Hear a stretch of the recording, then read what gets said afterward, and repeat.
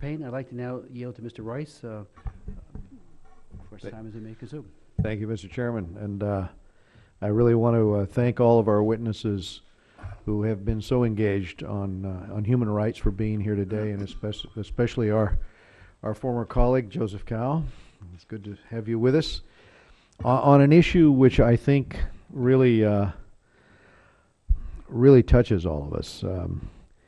Earlier this month, the chairman and myself, along with Chairwoman Ross Layton, who is and also the ranking member, Howard Berman, we sent a letter to the State Department, and in that letter we detailed the ongoing human rights abuses in Vietnam and how little things have changed. And this hearing, we intend, and I appreciate the chairman holding this hearing, we intend this to put that needed spotlight on a situation that is very dire, especially for activists and many young people in Vietnam. And I hope the administration is listening to this hearing.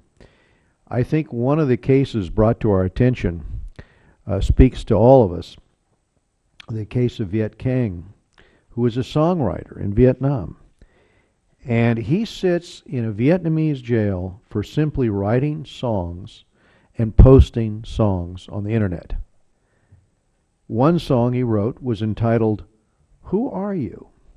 questioning the conscience of those police who brutally assaulted and arrested demonstrators who were peacefully protesting. And he, like so many political prisoners in Vietnam, should be free today. Recently, I think we've seen a change in pattern. Instead of the show trials that we're used to, they're just skipping the show trials, the government of Vietnam, and they're sending dissidents straight to administrative detention. Just the other day, the Wall Street Journal editorialized against this new practice in Vietnam. But as one witness notes, here is how the editorial looked as to readers in Saigon. There's the Wall Street Journal. They obviously went through a lot of magic markers in order to individually censure the Asia edition of the Wall Street Journal that was distributed in Saigon.